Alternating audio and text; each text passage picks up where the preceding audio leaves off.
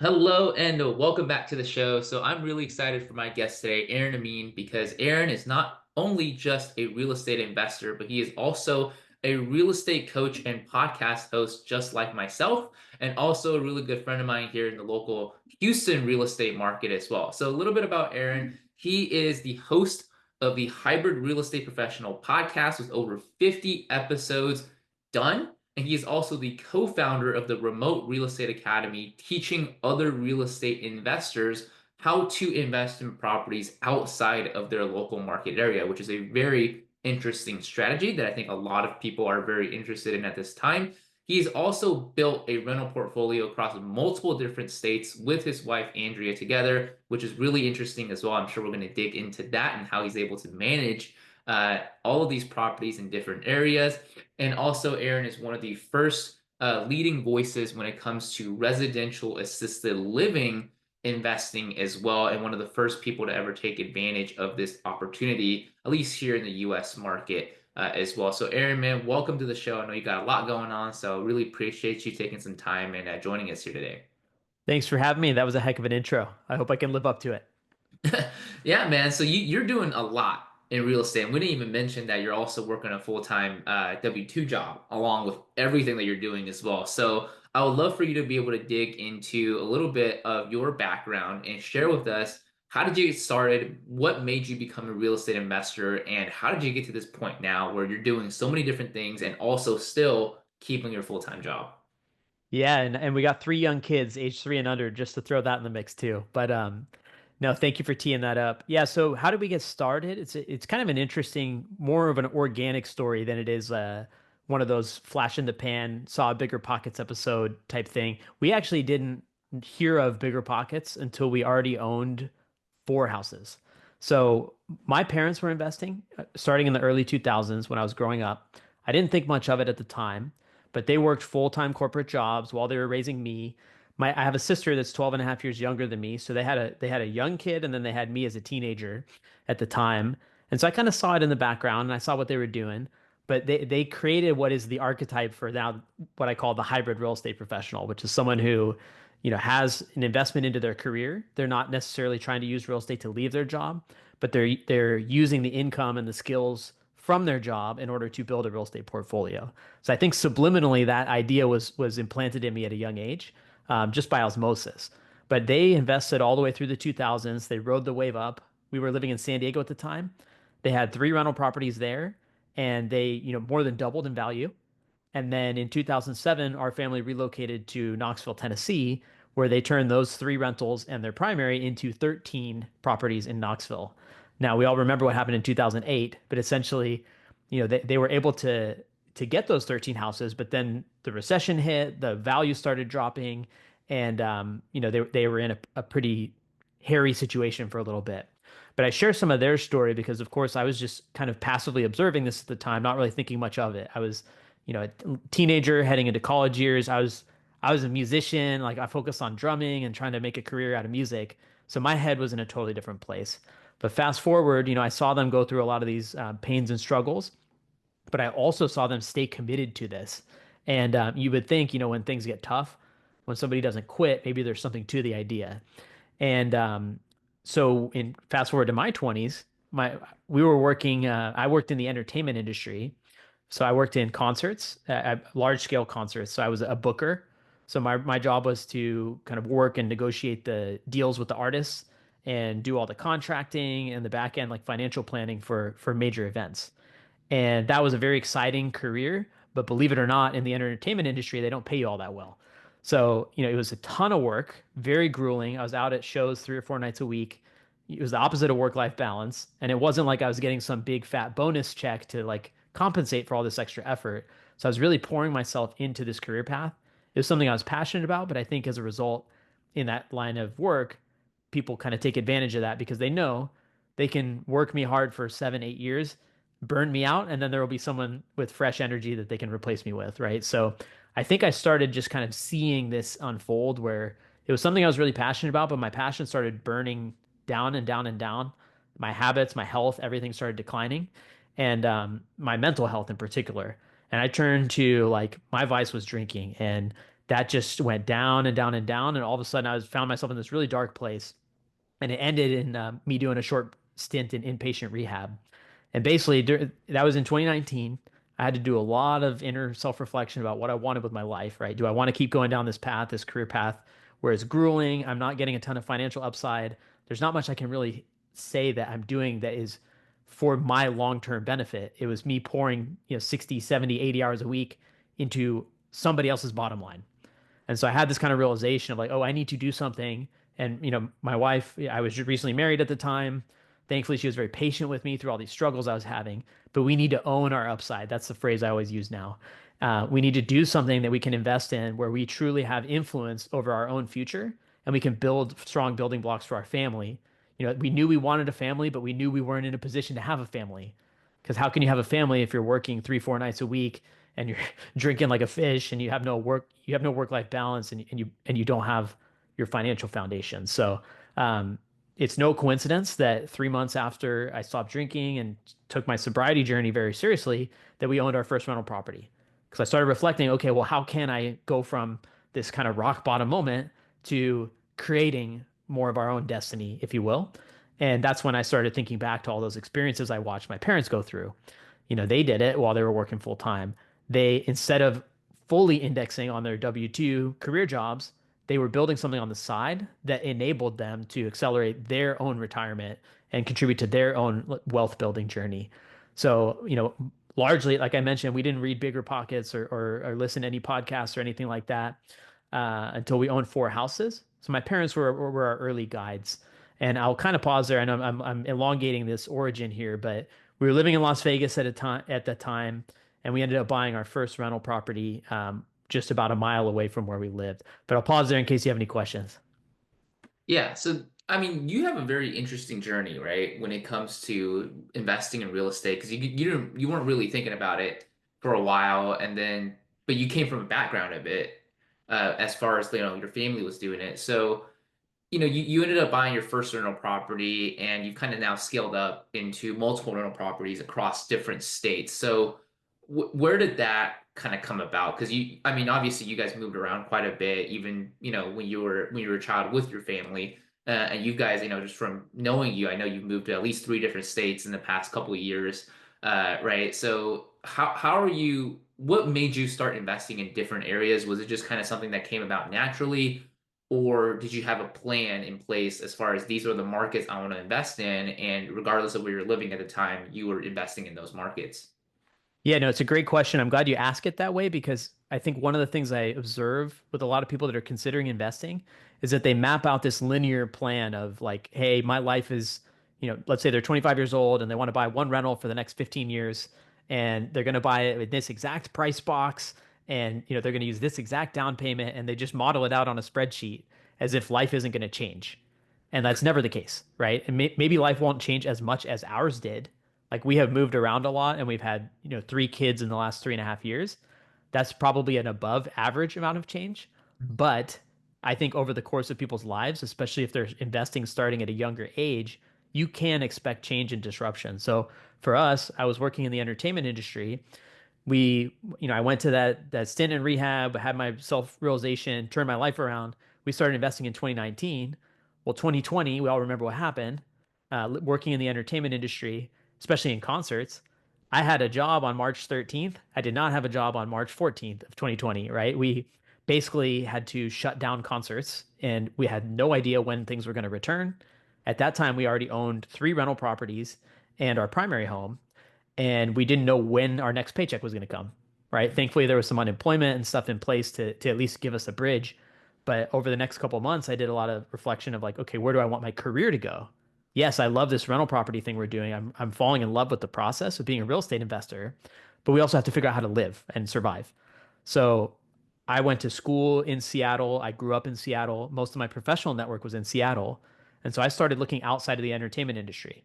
Like I mentioned before, I was kind of ready for a change anyway, but but we ended up changing industries, right? So that decision was about my W-2. It wasn't about real estate.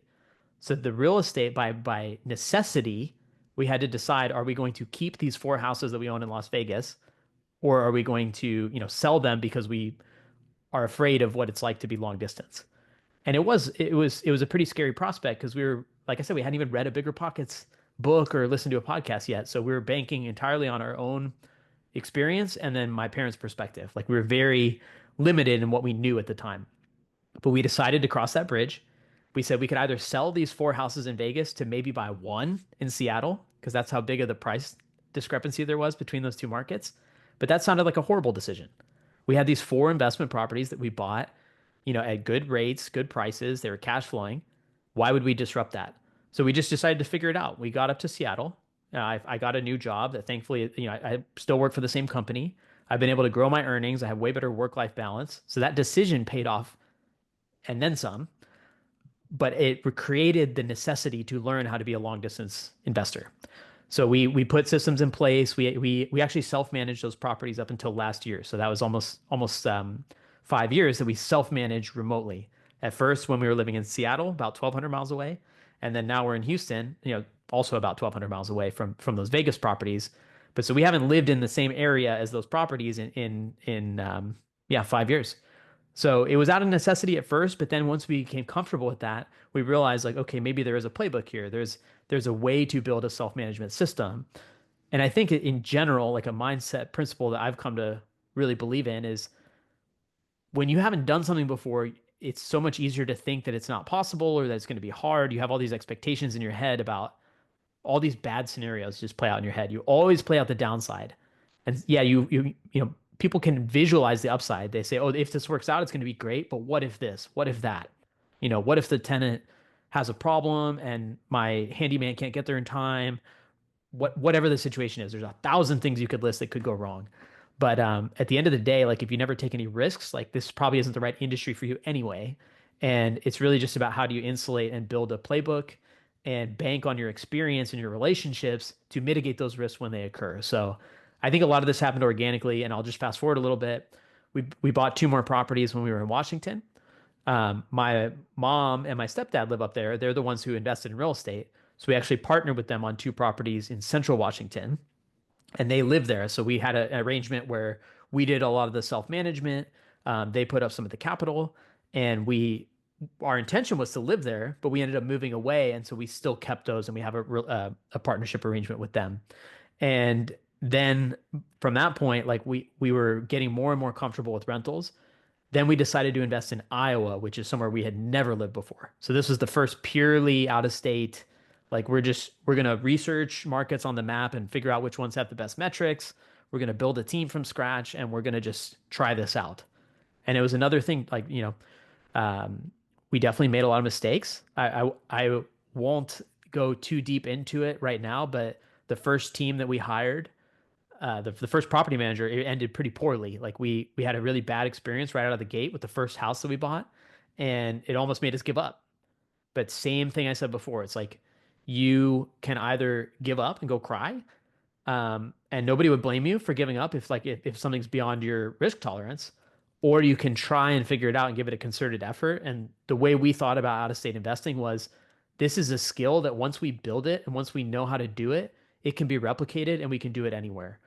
So Iowa was kind of like our master's degree, it felt like we had learned how to do basic real estate investing and be landlords and run rental properties profitably. Now let's figure out how to do it from far away.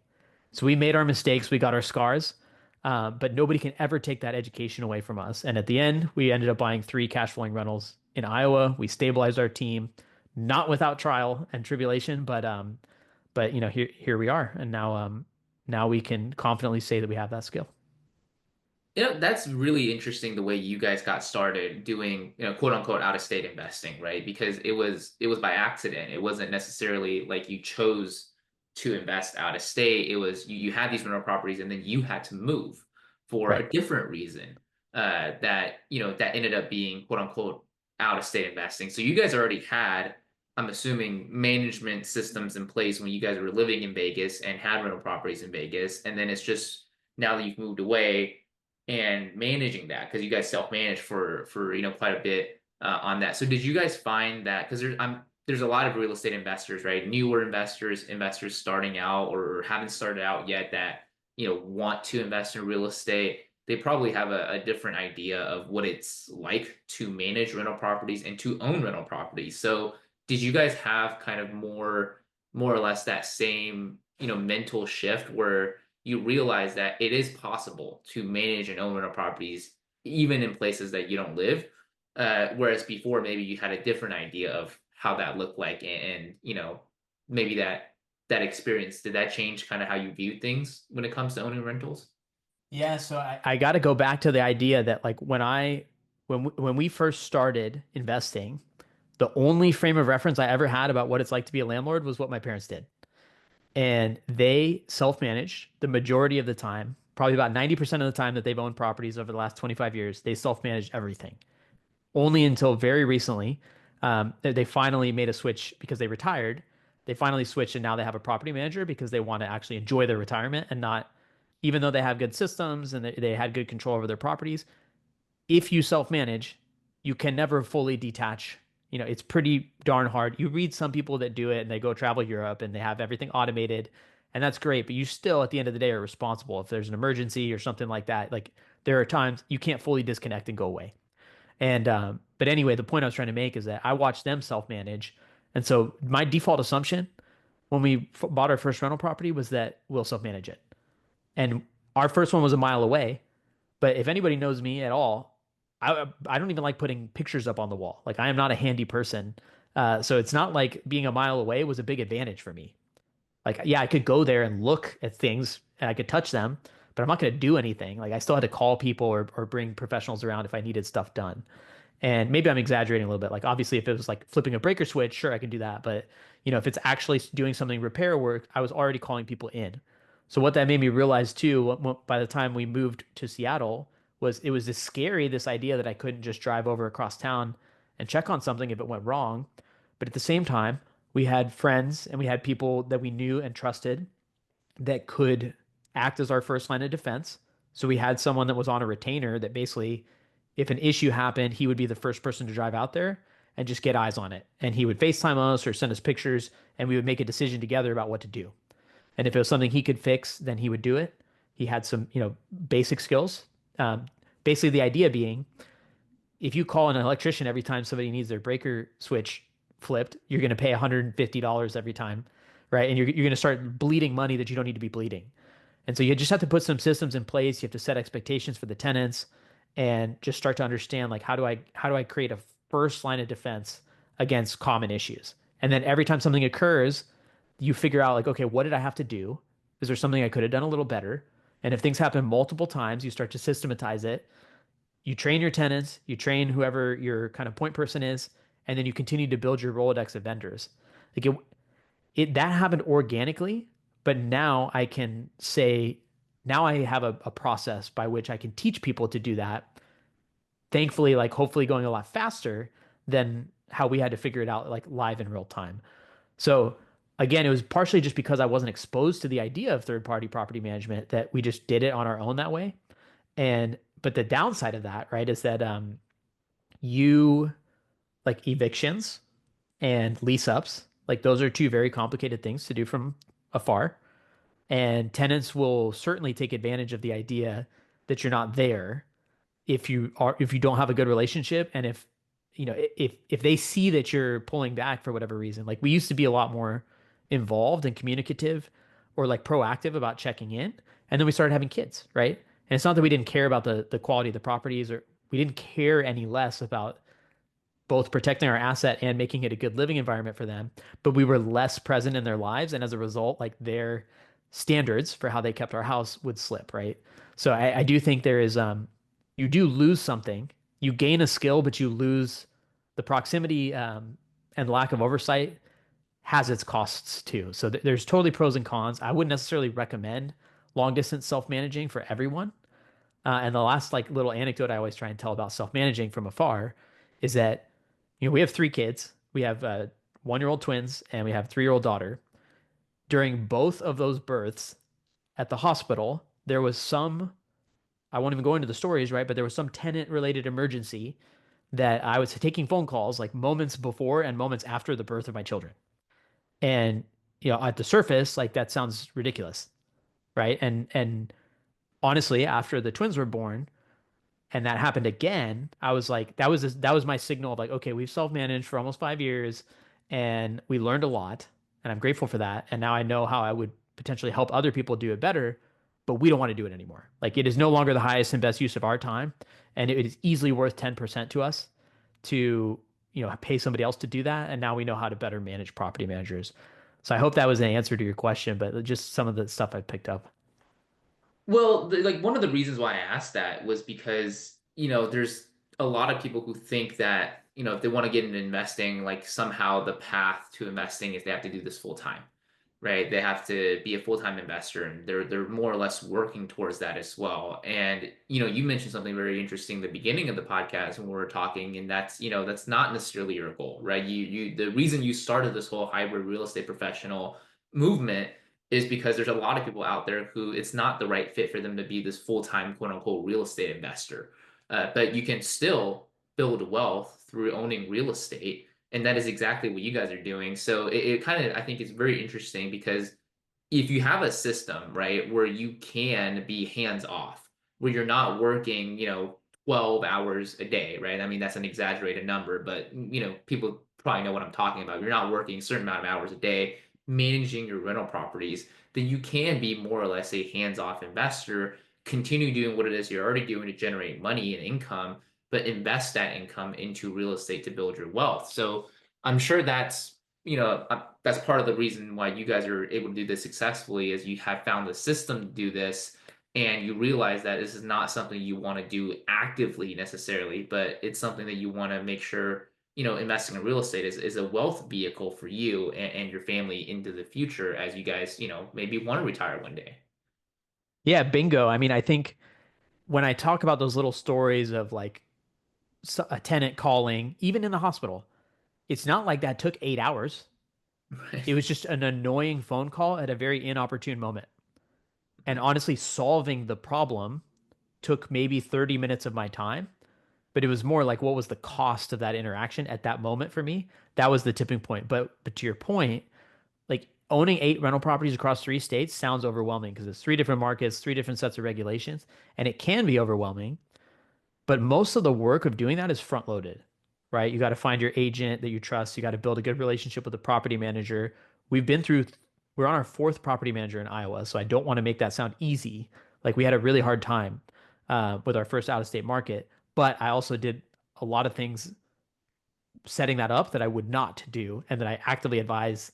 Like we cut some corners that we would not cut and that we strongly advise, to our clients and anyone else that I meet not to do, right? So a lot of lessons learned there. But my point is that the time that it actually takes to run rental properties, whether you self-manage them or whether you have a manager, is actually very small as far as like minutes and hours go. And so the system we teach at the Remote Real Estate Academy is based on this idea that you can run a portfolio of even 10, 15, 20 rental properties in 20 minutes a day by just being consistent and showing up and like kind of taking care of the fundamentals. So that's keeping solid books.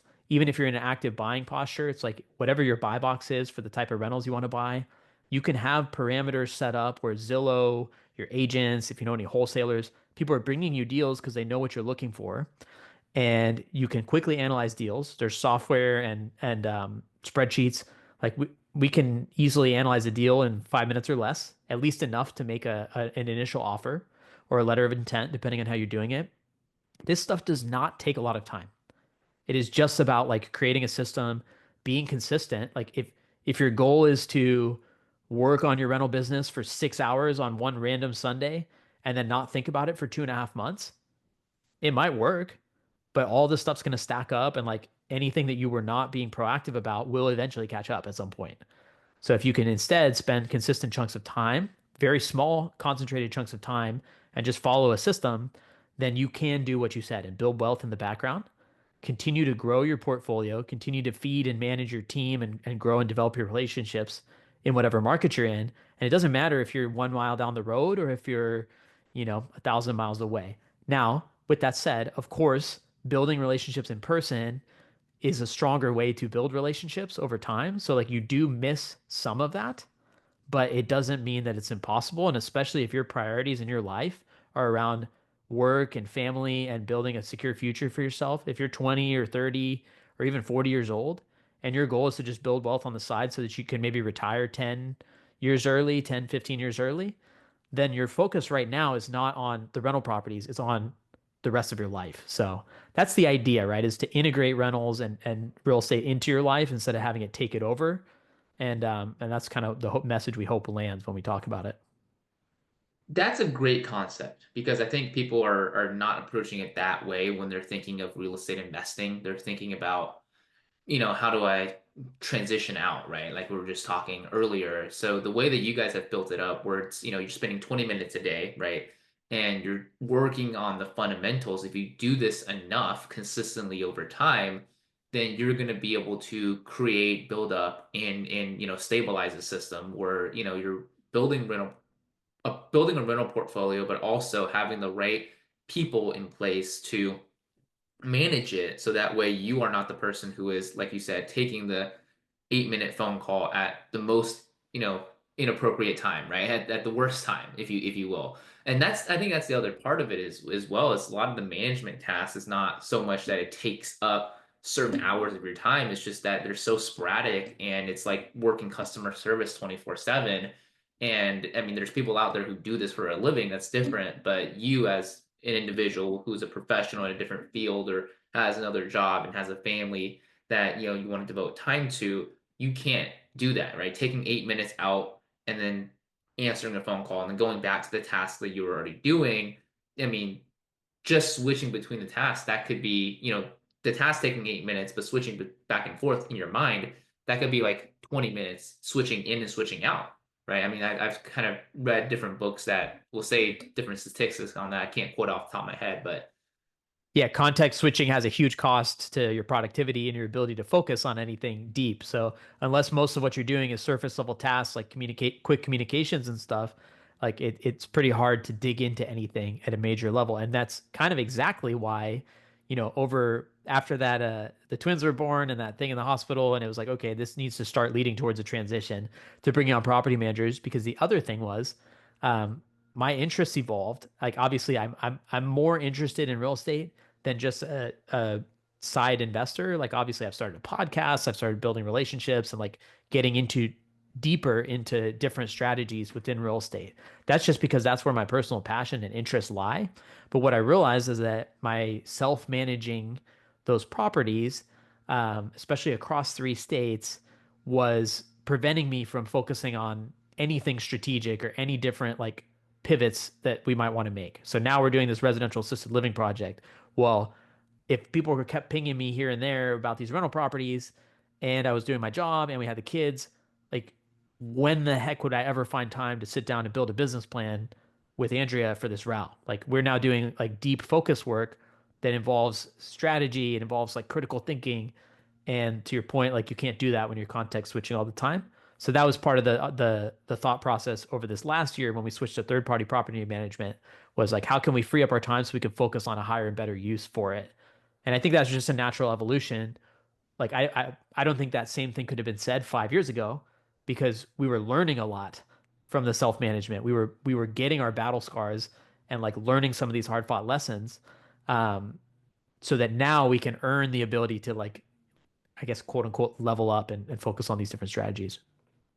right, exactly. So there's always different seasons of, whatever goal you're trying to accomplish, right? In the beginning, a lot of it is learning, making mistakes, more or less chaotic, right? Because you're trying to figure things out and, you're trying to learn your path and your passion in this entire new new task or new goal that you're taking on, right? For a lot of people who are listening to this, that's real estate investing, right? There's a lot of learning what strategy you like to focus on, what work are you fit to do, right? And where do you fit in your skill sets on this? In the beginning, that's very chaotic and a lot of learning, but as you kind of grow and progress and you figure that out, then that's when you start systematizing, outsourcing, automating, right? So that way you can actually focus your working time into the best and the best use of your time in order to most effectively and efficiently accomplish your goal at the end of the day. So, something else that you mentioned was the fact that you started your podcast and now that you have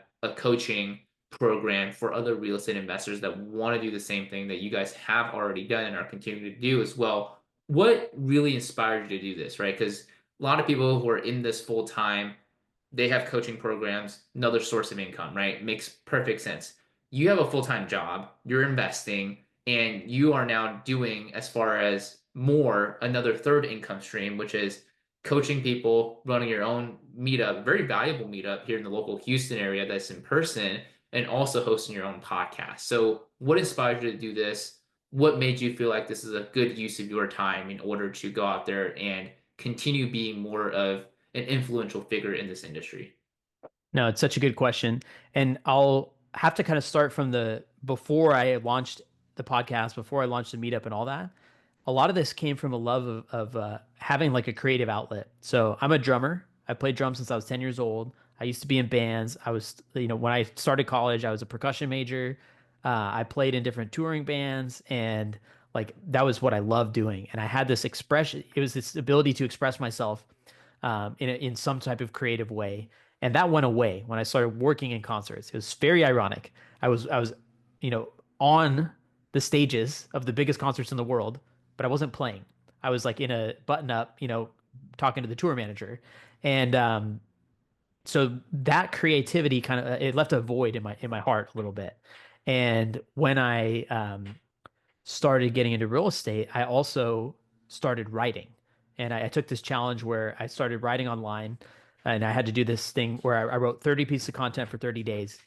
And the idea was to just explore like what are the topics that resonate most with you. And at first I wrote about music, and I wrote about, lessons I learned from my music industry career and what I liked about being a drummer. And I started writing about real estate too. And I was like, okay, what did I learn? At the time I think we had five rentals. Like what did I learn from buying five rentals and operating them? And I realized because I was publishing online, I started getting comments, and you see what resonates with people, right? Like, yeah, people are like, "Oh, that's cool, you're a drummer," but people started asking questions about the rental properties, right? They say, "Oh, you're doing this from afar, and like, how did you do it? And you self-manage." And a lot of the questions we're talking about here, and so I picked that up as a signal, like, okay, people are interested in this. So then I started a newsletter because I also really enjoy writing, and so it started. I started telling individual stories, and I wrote that newsletter for almost a year.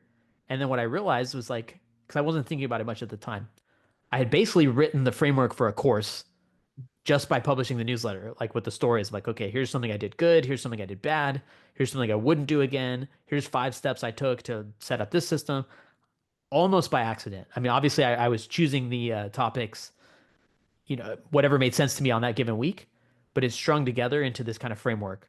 And so then I decided like, okay, the podcast was something I wanted to just push myself out of my comfort zone because I had been meeting a lot of investors.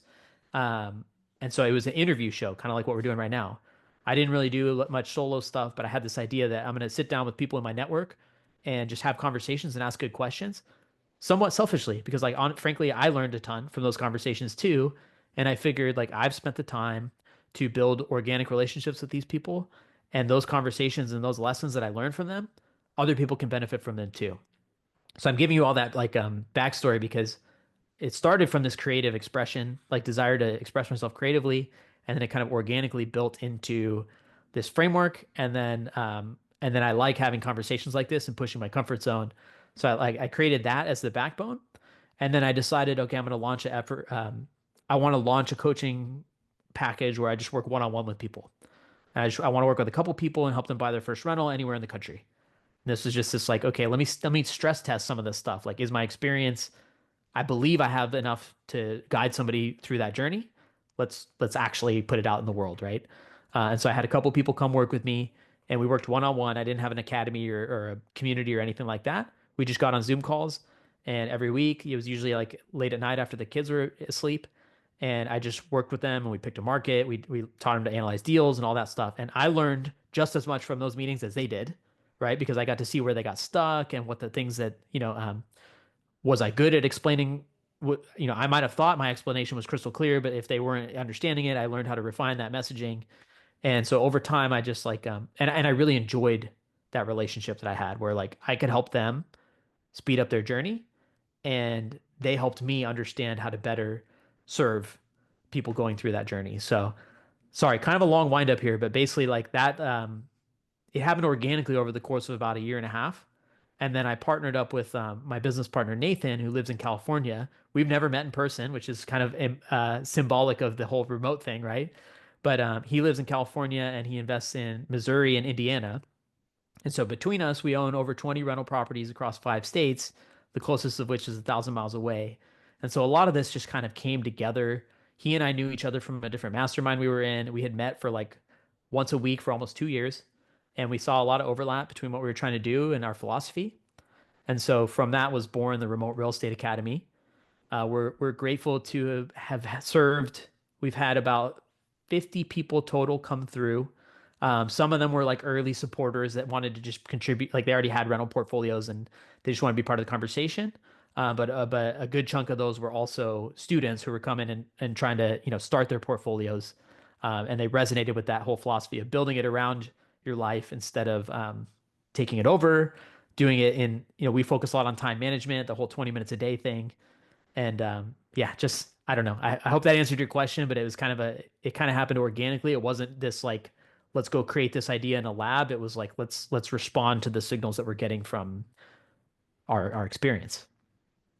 Right. And I love what you mentioned about the fact that you are learning just as much from these meetings as the students that you're working with as well. That's not something people think about when they're in, kind of a position of coaching or teaching, is that, I think somewhere it was said that if you really truly want to see if you learn something, see if you can actually successfully teach it to somebody else. And if you can, that's like the highest form of understanding, if you can fully explain it to somebody else as well. So I think that's a good testament of what you guys are doing, and it's really cool because a lot of times, every single time I interview a coach or somebody who has some type of coaching program, most people just they give us very similar answer, and that is it just is something that came about. You're putting out content, you're sharing what you learned because you're passionate about it, and you're just getting a lot of inquiries about hey, what do I do, questions, and people wanting support as well. And then basically, why not, let's design something that to help everybody that's out there who is going through the same process that we're going through as well. So I think it's really cool,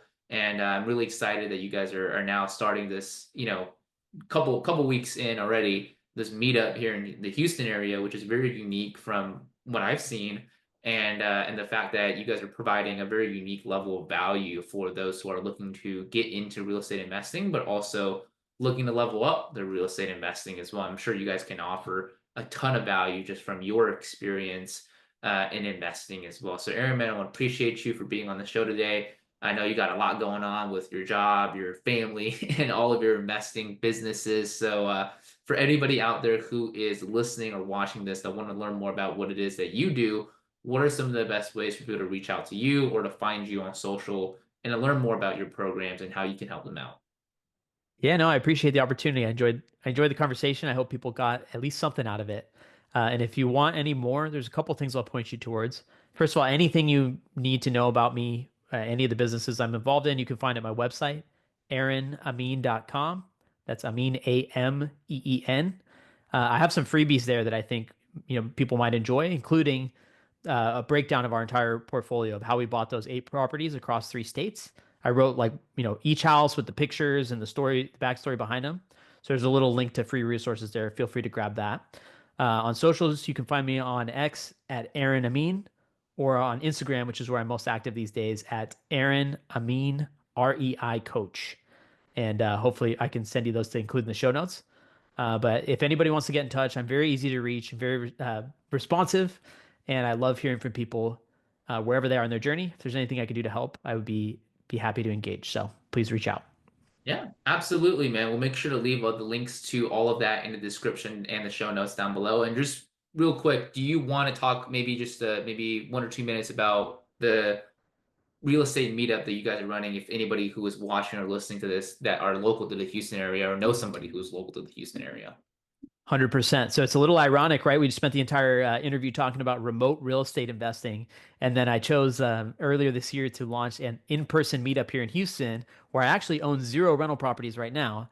However, one of the pledges I made to myself this year, especially as the twins turned 1, they're a little more self-sufficient. We can get out a little more, was to build more in-person relationships because I do believe in the value of those.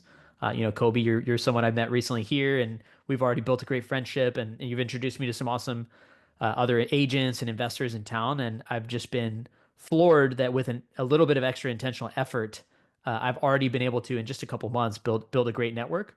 And so I launched a meetup that's part of a national network called the Cash Flow Breakfast Club. Even though it has breakfast in the name, it actually meets in the evening. But we meet on the third Wednesday evening of every month at Texas Real Estate Investment Center, which is a building full of real estate professionals. So there's agents, property managers, lenders, title companies, et cetera. So it's kind of meant to be a cultural hub for people who are leaning into real estate, whether you are an agent or not, or whether you're just investing on the side. It's a great place to be. And we do a ton of different educational content. It is meant to be the antithesis of the typical event where you go and you think you're going to get educated, but you just get sold to. There is actually a pretty firm stance on no hard selling. If we have sponsors, but the sponsors are there to educate, they're not there to shove their product down your throat. So if you want education, if you want gamified networking, it's a very active, engaged environment. So it's not a spectator sport. If you want to get your hands dirty and kind of accelerate your path towards financial freedom, that's what we're there for. And you can consider it, free coaching, free education. But would love to continue to build out that network here in Houston. So I appreciate you letting me mention it. Yeah, absolutely, man. And we'll make sure to leave the link to sign up and RSVP for that event in the description down below as well for anybody who is watching or listening to this that are here locally in the Houston area or know somebody that would benefit from this event as well. So it's a great event, and I'm hoping there's going to be a even bigger turnout in the next couple of months as well because it truly is valuable and different from all the other events that's happening, really all around the city, but all around the country as well. I think so. That's awesome, man. But Aaron, appreciate you being on the show. Before we let you leave, is there any last pieces of advice or tips you would like to leave with the audience before I let you sign off here today? Yeah, don't let analysis paralysis stop you from taking action. There is no way to eliminate risk entirely. The best thing you can do is educate yourself. But there is a limit to which you can analyze your way into perfection. There is no perfection. So, when in doubt, surround yourself with the right group of people, arm yourself with as much education as you can. But at the end of the day, it's up to you to take the action. So I encourage you to do so. And there's always a way out of just about any hole. So just get in the game. Love it, man. That's some great advice. Just start, right? Just take the first step. And if you don't ever do that, you're never going to start. So appreciate you, man. Appreciate you being on the show. Thank you for tuning in, and we'll see you in the next show. Take care.